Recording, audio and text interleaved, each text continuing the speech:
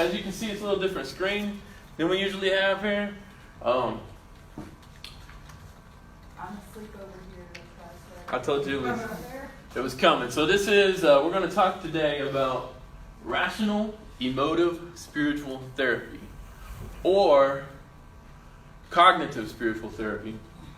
They're kind of interchangeable a little bit here. All right, so what it is basically you're going to study yourself. This is what it is. It's a study of yourself.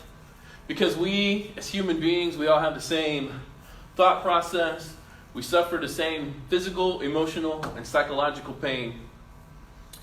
And therefore, we go through the same cycle of destructive behaviors and patterns. Since we're all the same in that way, that means that we can all be healed. So we all have hurts, but we can all be healed. Where'd my clicker go? All right. So we have kind of 4 purposes to study rest, or rational, emotive, spiritual therapy. There's 4 reasons. First one is to assist you in your understanding of yourself and your pain, to help understand our negative behaviors, to help utilize the healing and spiritual power of God in order to become free and delivered from the negative, dysfunctional, self-destructive thoughts and behaviors. That was a tongue twister right there. And then, finally, to assist us in finding our place of service in this world. So, these are things that you can learn about yourself, but you can also help somebody else through this, because none of these are hard. This isn't a hard concept to grasp. So we have to understand the relationship between what we do and what we think. What we do and what we think. So if you'll allow me for just one moment to use a verse out of context. Proverbs 23:7 says, "As a man thinketh in his heart, so is he." So he is. So if you were to kind of take that, now I'm not so sure that whole proverb is talking about this one little section of it. But there is some truth in there, that what we think about ourselves, we typically fulfill that. Self-fulfilling prophecy. Your beliefs are important in every aspect of your life. Many of our problems and illnesses are caused by negative beliefs. That's why a lot of times you see a person that's sick a lot. A lot of times it has less to do with their physical nature and more to do with their mind. Working on them, making them feel sick. But all healing has a spiritual base to it. So if you want to try to find true healing for whatever pattern, whatever behavior, whatever thought, whatever illness, there has to be some sort of spiritual element to it. Individuals that connect with their spiritual base have a better chance of being healed and living longer.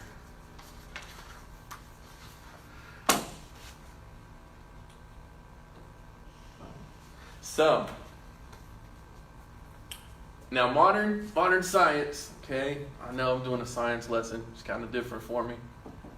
But modern science currently documents the relationship between the mind and the body, saying that they're all together. So what we're saying is that we are one unit that have several parts to talk to each other.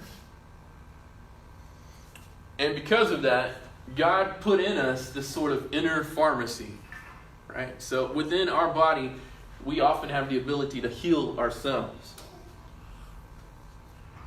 Think about it in the beginning, how God created the earth, right? And he had a garden. What was that garden called? The Garden of Eden, where Adam and Eve were. Mel, what was in this garden? There were probably lots of trees, right? But there were 2 in particular. One was the tree of life. All right, you eat it, you don't get sick. There's no sickness.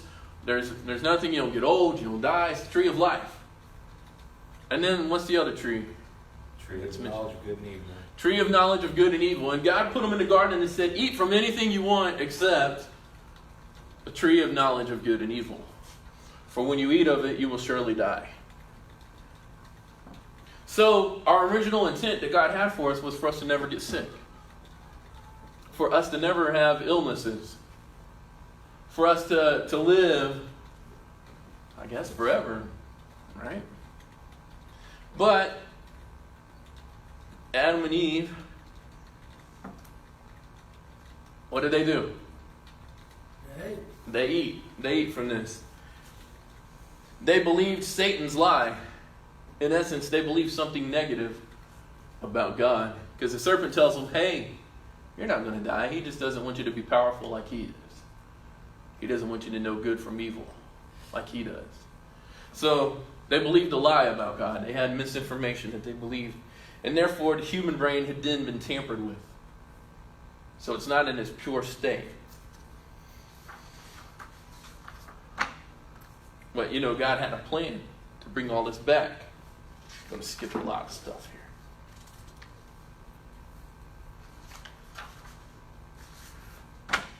So if God had something good in mind, but Satan erased it. Do you notice he used a technique, trace, erase, and replace? What he did was he traced the thought. Did God really say you can't eat from any tree here? Right? Did he really say you can't eat from any tree here? What did he say? Eat from any tree you want, except this one. So Satan's already kind of planting something there. He's taking God's words just a little bit and twisting them in a certain way. And then Eve says, no, we can eat from any tree that we want, except the tree of knowledge of good and evil, because if we eat it, we will surely die. And what's Satan's response? The serpent's response. You will not surely die. He just doesn't want you to know good from evil, for then you'll be like God. So he takes what God said, he traced the source, he erased kind of what God said, and he replaced it with a negative thought. That's what he did. So now the battle's on. The battle is on for our mind. We have the ability to think positively or think negatively.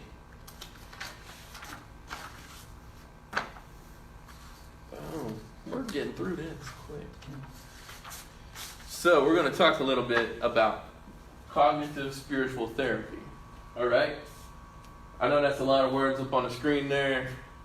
But basically, cognitive spiritual therapy is based on the belief that any learned behavior can be unlearned.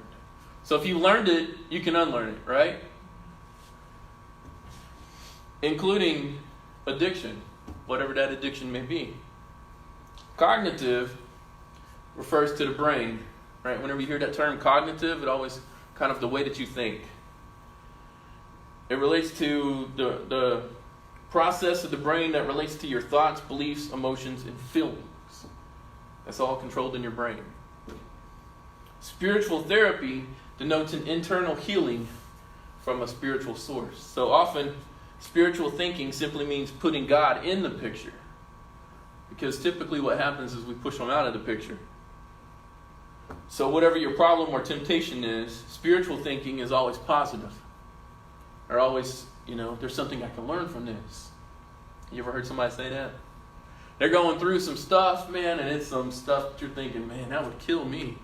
And they're like, God's teaching me through it. All right? And at first you're like, man, why are you so positive? I'm going to slap you.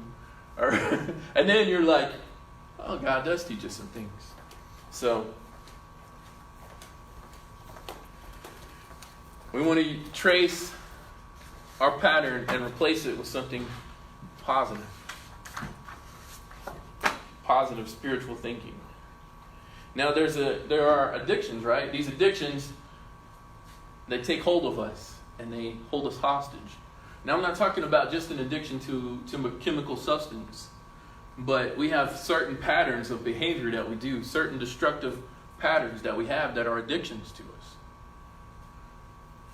An addictive person is a prisoner or a slave, and therefore the slave of the evil one that's behind this process.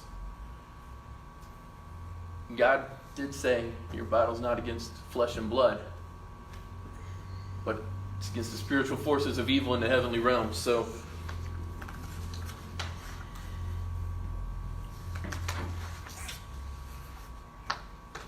kind of the scriptural basis for rational emotive spiritual therapy is found in several verses in the Bible. But basically what it is it's a combination. I was making sure I had that slide up, make sure I had the right slide. Combination of the principles of healing taught and performed by Jesus in conjunction with modern scientific knowledge and understanding of mind, body, and emotions, which is our feelings, our thoughts, our behaviors. It's especially geared to free men and women from the ravages of drug and alcohol addiction and from being controlled by any negative emotion, such as anger, depression, anxiety, guilt, worry, shame, or even perfectionism. So that's kind of the why behind this. Now we're going to get into the practicality of it. And this is where you really want to pay attention, because this is where it's going to change some things for you, okay, if you're not familiar with it. We're going to talk about the ABCD process of rest.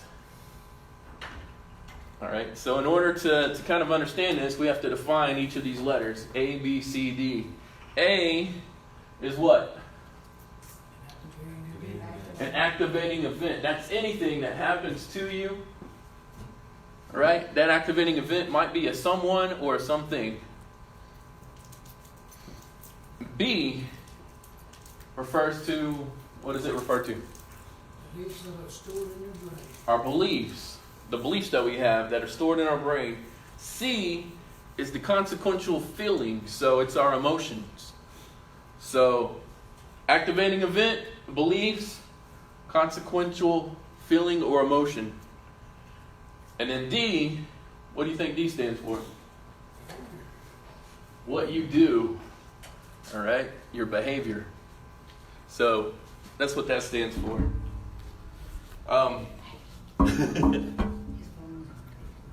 That's okay.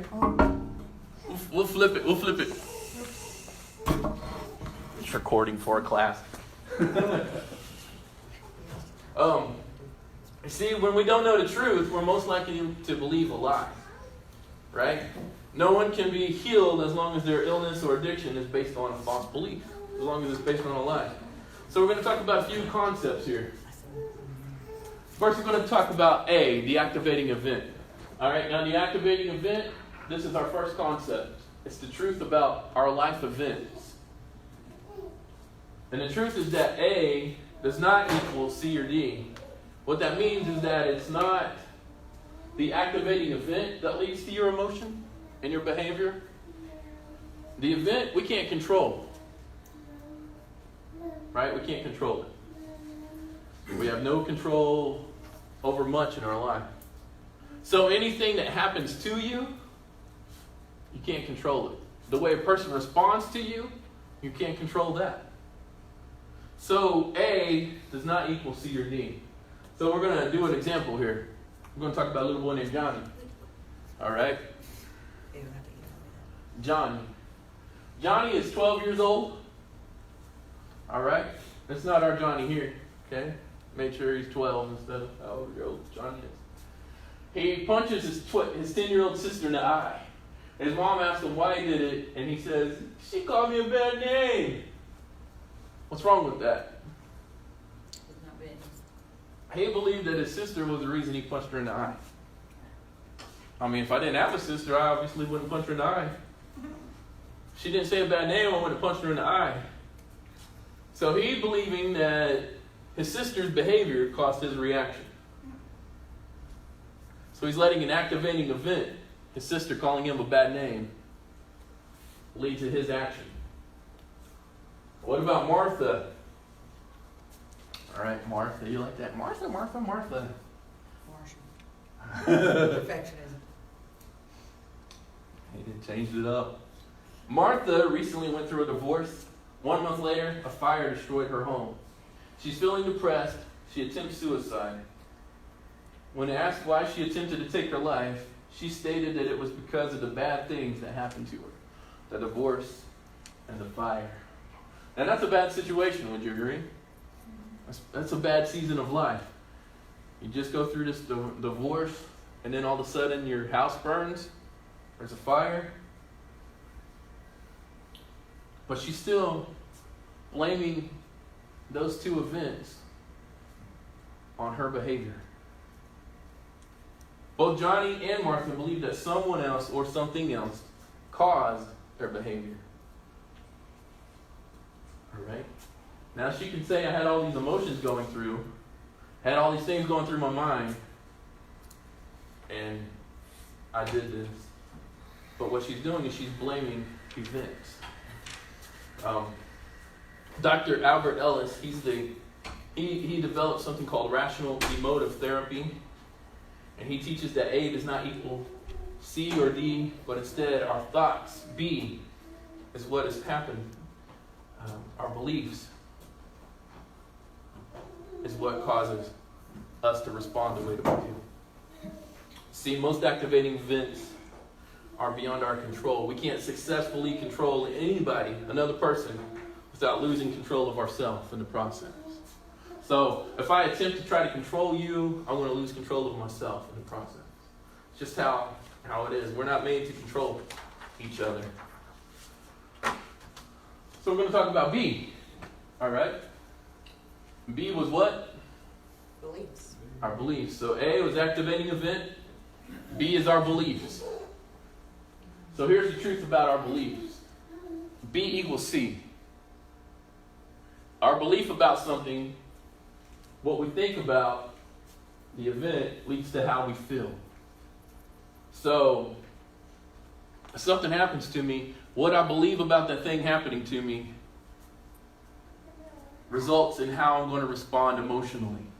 It puts an emotional response within it. My belief system creates an emotional response.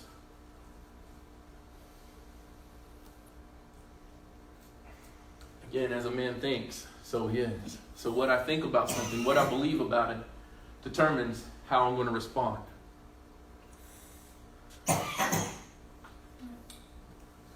So let's talk about a little bit of stinking thinking. All right, you heard that term? Stinking thinking. All right, so number one, stinking thinking is the shoulds, musts, and oughts. All right, this type of negative thinking is related to making unreasonable demands on others, on the world, or on ourselves. This is called the should factor. People who have this negative belief system constantly use the word should, must, ought to, or something similar, something over-demanding or dogmatic. Dr. Ellis says that this belief system is irrational because there's no logical or rational reason why anything should, must, or ought to do anything. So, this is how we project it. We look back and we go, oh, I should have made this choice.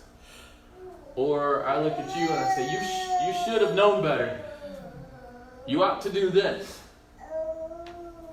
All right? You must respond this way. So we put these demands on things.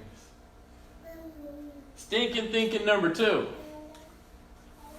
I like to say stinking thinking, that's fun. The self-put down. Alright? This is a negative belief system that the person continuously puts themselves down. Anybody ever do that? Ever done that? That was my big one. I always put myself down. Never really believing in myself.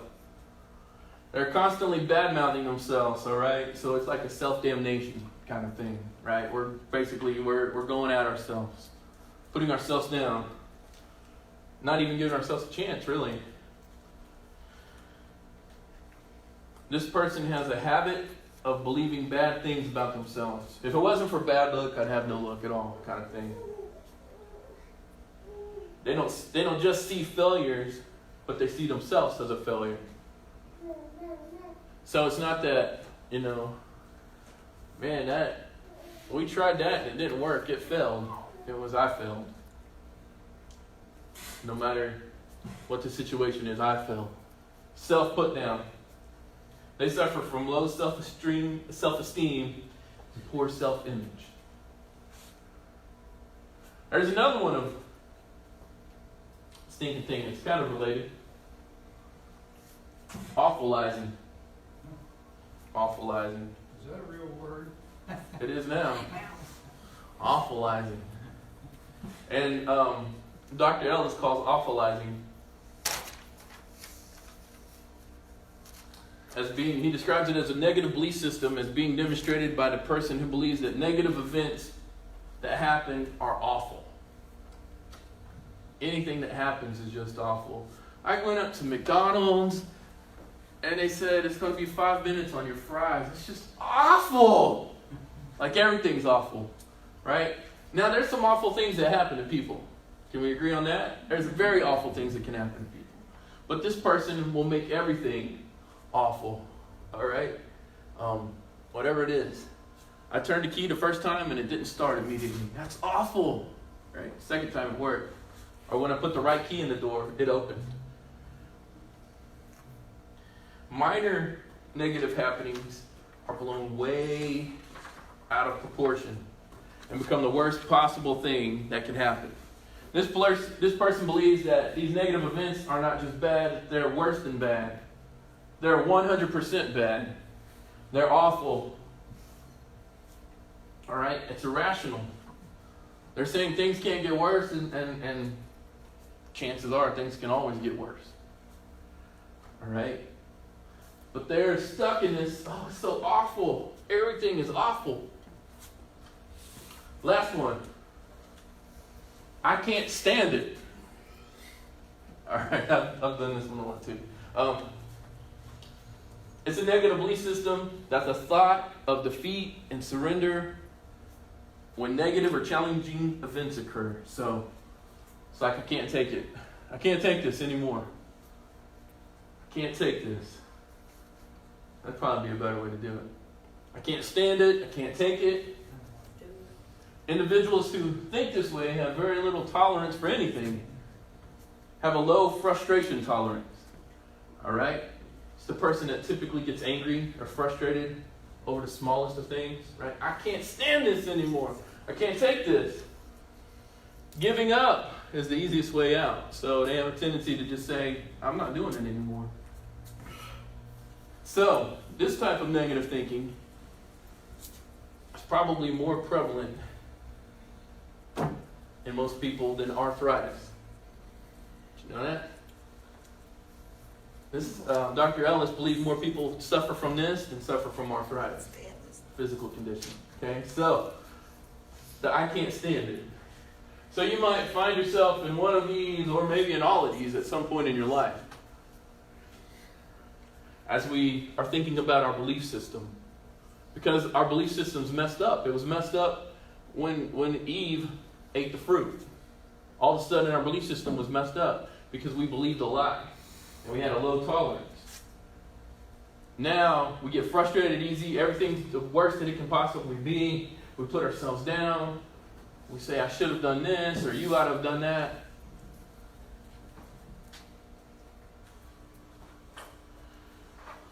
So what did we say C was? Our consequential feelings, our emotions. So this is our emotion. I'm an emotional person. I really am. Oh. So this is the truth about our feelings. C equals D. How we feel determines what we do. All right? So if I'm believing, we said that B equals C, so our belief about something determines how we feel, and how we feel determines what we do. All right? So how we feel about what we think about the event leads to how we behave or what we do. The letter C refers to feelings and emotions. So where do feelings come from? I just have our what? Thoughts. Our thoughts. They do. Most feelings are the result of our thinking about what happens to us. That's the B equals C that we just talked about. When we interpret things that happen to us or events in our lives with the negative belief system, with the shoulds, the musts, the oughts, the self put downs, the awfulizing, the I can't stand it itis thing, we tend to feel bad, sad, or mad about whatever event just took place. And to the degree that we feel sad, bad, or mad, that's the degree that we're controlled by negative feelings and emotions. So then we have anger, depression, anxiety, worry, shame, guilt, or an attempt to be perfect, perfectionism. In reality, negative, inappropriate, controlling feelings are created by our negative thoughts. It's how we think. So where do behaviors come from? Most behaviors are the projection of our feelings. If our feelings and emotions are negative, then our behavior is negative. Whether we project that outward towards others or we keep it inside, it's still negative and it's destructive. So, what we think, how we believe determines how we feel. How we feel determines how I'm going to respond, what I'm going to do.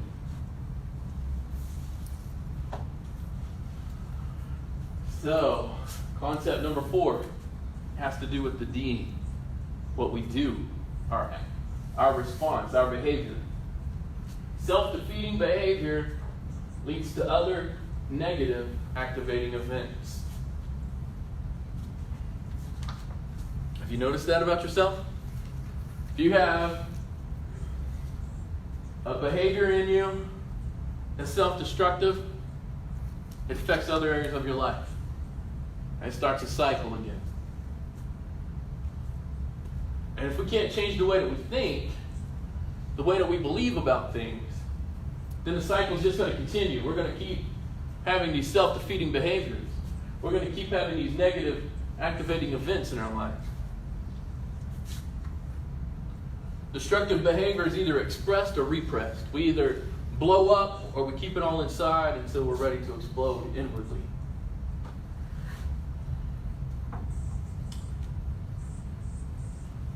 This little worksheet I've been kind of going off of asks this question. It says, why is it some people seem to continuously be in trouble?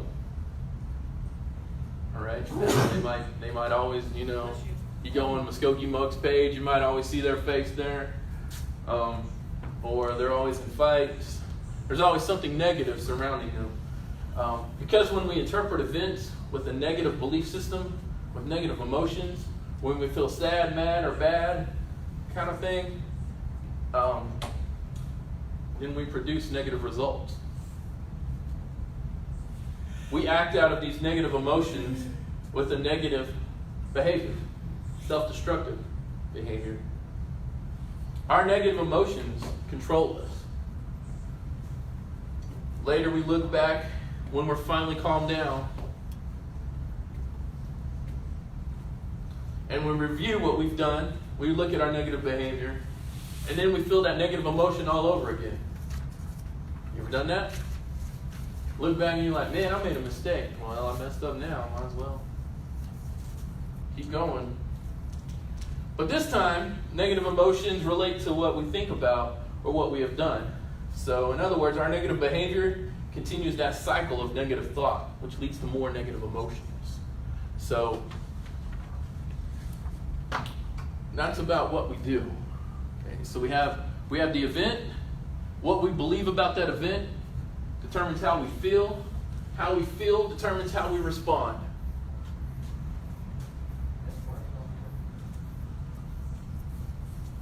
This is the final concept of this. If we change B, what's B? Our belief, the way we think. C will change D. So if we change the way that we think about it, it changes the way that we feel. And the way that we feel changes what we do. So it all hinges on this V, this thought process. So that's where that trace, erase, and replace comes back into play.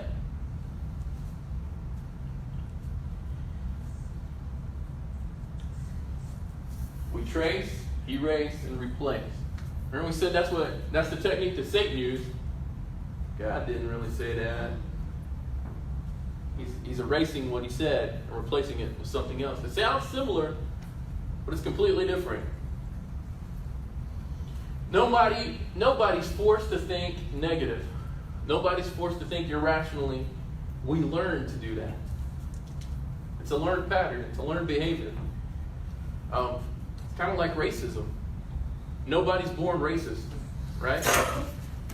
It's something that we learn. Because when we're born, we're just babies. We don't know the difference. But then people start to point out differences as we get older. Same kind of thing. But the good thing is that anything that's learned can be unlearned. Now it's a process, but if you learn it, you can unlearn it. So we want to trace that pattern, that negative belief that we have. We want to erase it, and we want to replace it with God's belief.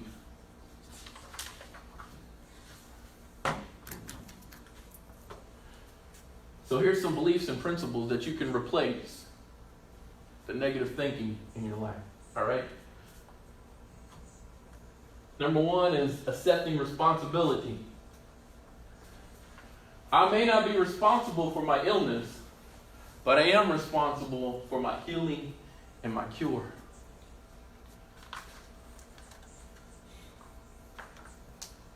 So, the event that took place, the illness, whatever it is, you might not be responsible for that. You probably had no control over it. But you are responsible for the healing and the cure. If I walk into the doctor's office and he says, "You're so bad that if you eat another slice of cake, you're going to die." And then I go in lunchroom, and then somebody's like, "Hey, we have cake." You know, DJ's like, "You want some cake?" And I eat the cake. What if I just told myself, this cake is more important than my own self? So, I might not be responsible for the illness, but I am responsible for my healing and my cure. I can't say no to the cake if I change my belief. Number two, internal resources. You see, God's already placed within our mind all the resources that we need in order to become and remain happy, healthy, and whole.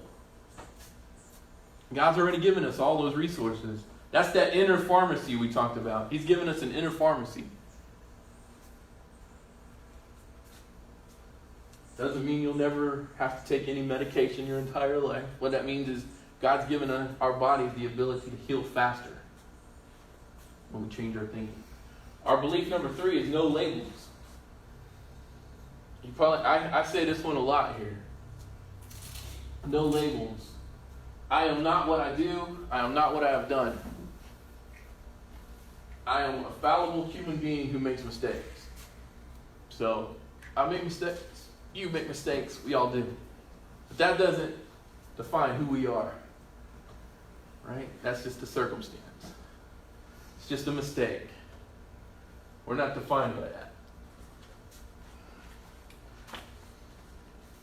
Our fourth belief, trying to go slow enough so you get it, but fast enough so we can get through it. I think this might be the last one. Our fourth belief is about learned behavior. All right. It says, much of my negative behavior and illness I've learned, and therefore by the power of God, I can unlearn them. Notice we put in there by the power of God.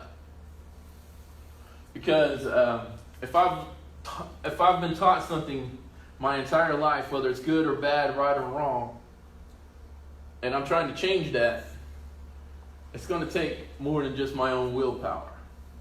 I've got to have something spiritual going on inside of me that makes me want to change. That makes me want to unlearn these negative patterns that are destroying me or destroying you. And belief number 5 is about self-attitude. In order for me to love others as God has commanded, I must first learn to love myself unconditionally. So, if I'm going to love you, I need to learn how to love me. Because the fact is, if I'm not really liking myself, it's not possible for me to love you the way you should be. if I'm looking at my own self-destructive patterns and I'm deflecting that upon you, it makes it impossible for me to love you. It makes it impossible for us to love God.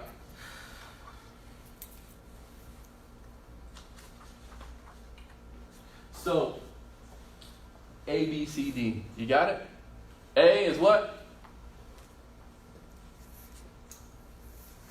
Activating event.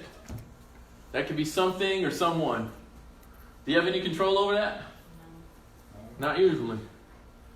Right? Don't have any control over what happens to you or what somebody does to you. We just don't. B is our belief. Now, if I've got those negative patterns, right, where everything's bad, okay, let's say I'm going through the line. I'm just picking on DJ today, all right, because he's cool. He knows I'm just messing with him. Let's say I'm going through line at lunch, and I think DJ gave Sandy more whatever than I got. This happened. No, I'm just kidding. Maybe it happened. All right, no. Say I'll be like, man, he don't even like me. Man, he didn't make his bed. I could write him up. See, there's all these things that can go based on how I believe that. Now, the fact is, probably he just dipped a spoon in there and he did it, and whatever was on there, that's what went on your plate. But I can take my belief and I can turn it in 100 different ways, right? I can say, he just doesn't like me. He likes Sandy better. He's got something against me. And then that determines how I feel, which determines how I respond, right? Then I come back in here and I'm mad, all right? And I'm like, I pull out his file and I go, oh, this is the second time he didn't make his bed. That's the same day, all right? I can do that. Or I could say, man, he's working hard in that kitchen. He's doing a great job. I'm proud of him. And then it changed how I feel about him, right? Changed it. Just like that. So it's changed all of a sudden. Something within me's changed. Now I could have taken that situation, turned it any way, positive or negative. But if I choose to believe the best, if I don't say, well, he's got it out for me. If I don't say, man, it's awful, I never get enough food. Right? If I don't take the situation negative, then I'm going to have a positive response. Because a negative feeling, a negative thinking gives me a negative feeling, which makes me do a negative response. Right? So Johnny's sister called him a bad name. Right? So he punched her. Because it gave him, he had a bad belief about it, right? Maybe she said, you're ugly and you stink. I don't know what she said to him. But then he's like, I do. I am like this. I don't like myself very much. So it gives him a negative feeling, which led to the negative response of punching his sister. Or he could have said, man, she's just being silly. At least she's talking to me. I don't know. Then that would give him a little better feeling. And the response would be better. I might say, I know you're just playing, but that wasn't nice. Different response. So if we can change how we believe about the event, then it changes our emotions, which changes our response. Right? There's something significant, I think, whenever in Scripture, he talks about we take captive every thought. He says we take captive every thought. It means every thought that I have, I got to determine, is this good or bad? Is this helpful or hurtful? Is this going to build people up or tear them down? Is it going to build me up or tear me down? Is this true? And if it's not good, then I don't need to hold on to it. The verse we read earlier says, whatever is right, whatever is true, whatever is noble, all those positive things. whatever's excellence or praiseworthy, think about these things. How we think, what we believe, determines how we feel and how we respond. That's why I think, especially Paul, tends to talk so much about transforming our mind. Because what did Paul have to unlearn? A whole lot. What did he do? He persecuted Christians. Right? We're first introduced to him, and his name's Saul then, and he's holding the coats of all the people that are killing a Christian named Stephen. So he had some things that he had to unlearn. He had some negative thoughts about Christians that he really had to unlearn. I think that's why he talks so much about renewing the mind, about taking captive every thought, about thinking about things that are positive and holy, because he had to daily remind himself that what can be learned can also be unlearned. So all the things that I thought was important and right, that were actually destructive, he had to unlearn those. He had to trace that, erase it, and replace it with positive things. Like these. You have the ability to unlearn whatever it is that's destroyed you. You have that capability. God's given that to you. It's all in your thoughts. It's all in your process of your mind. How we believe, what we think about things changes everything. So how can we get out of this stinking thinking? That's what we Love have to. yourself unconditionally. Yeah, we have to learn to love ourselves. We can look at our life, right, and we can do an inventory. That's important. You do that in the step studies. Make a moral inventory. But if I'm just stuck in the negative, what's that going to do to me? And I never get to the positive. Right? I did it through Celebrate Recovery. I've not done it through the other groups, but Celebrate Recovery said the good end of that, positive and the negative. Write them both down. You know what it was easy to do? To look at the negative. The sponsor had to say, show me some good. Show me good in there. Because how I think changes everything.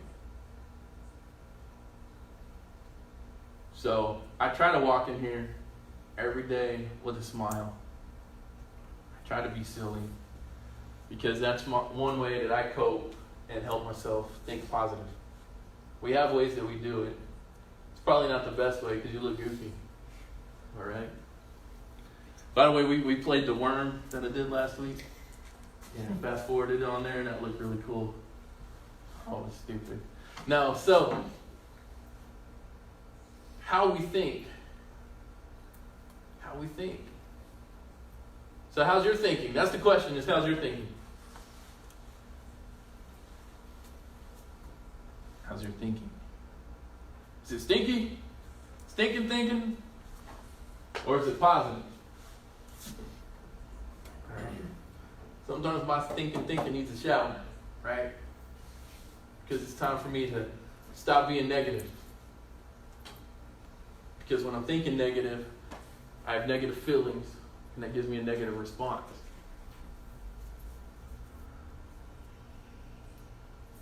You guys understand why we do our self-evaluation process the way that we do? Why do we ask you to come in instead of just you coming to us one-on-one? Because normally, who have you offended? And I have to make sure that my response is going to be based on a positive belief. So, I mean, if you get a self-evaluation sheet and you get upset about it, right? You come and it's wadded up, and then you walk into my office. You're like, Daniel, I'm going to talk to you right now because I've had it. And you know how I responded? Do you want me to exit you right now? Or would you like to talk to all of us tomorrow? Because it's probably just a misunderstanding. Now, I could have just gotten upset. Or I was upset. But I had to control, I had to take captive that thought. Because I didn't like being spoken to that way. It created all kinds of negative stinking thinking within myself. So, that's why we do it the way that we do. Because you may have hurt me, and then Sandy can go, it's really not that bad. You just misunderstood that person. Or vice versa. Right? Because that's how we are as people. All of us have our own stuff that we carry around with us. But if we can learn to trace that negative pattern and say, okay, this is the thinking that I've had behind all this the whole time. All right? I can't stand it itis. I've lived there for too long. I've lived in, I can't take any more of this. All right? Popeye. I stands all I can stands and I can't stands no more. All right? Some of you are like, who's Popeye? That's what Popeye said, right? Then he'd eat the spinach, right? His forearms get huge. That's weird. Then he'd go beat up Bluto. Hey, Bluto. All right? Our thinking, if we allow our thinking to always go to, I can't take any more of this. Because I've done that many times. It is very common. Or we say, man, I'm always bad. I'm always messing up. I'm always failing. I'm a failure. Or this is so awful. Those negative things, man, they're gonna give a negative response and a negative outcome. But a positive attitude with a positive action produces a positive outcome. It does. Every time. Because that's how God made us. He made us. So, what society taught us, all the negative things, all that we learned, they could all be unlearned and brought under the reign of Christ. So, any thoughts? That's all for that. That was great.